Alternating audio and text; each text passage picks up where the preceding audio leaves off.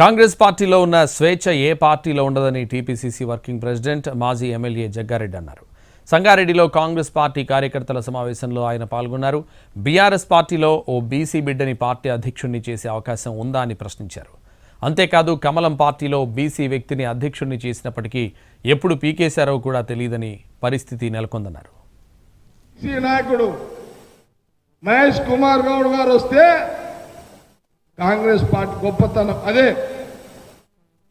BRS ఉన్నది, BRS లో ఒక బీసీ ప్రెసిడెంట్ చేసే అవకాశం ఉన్నదా ప్రశ్న. బీజేపీ ఉంది, బీజేపీలో ఒక బీసీ ప్రెసిడెంట్ చేసిరు, ఎప్పుడు చేసిరో ఎప్పుడు పీకేసిరో కూడా తెలియదు. కానీ కాంగ్రెస్ పార్టీలో ఒక సామాన్య ఎన్ఎస్ఐ యూత్ కాంగ్రెస్ కార్యకర్తగా ఎదిగి ఈరోజు కాంగ్రెస్ రాష్ట్రంలో కాంగ్రెస్ పార్టీ ప్రభుత్వం ఉన్నది. ఇక్కడ ఒక ముఖ్యమంత్రి రెడ్డి సామాజిక వర్గానికి సంబంధించిన నాయకుడు ఉన్నాడు.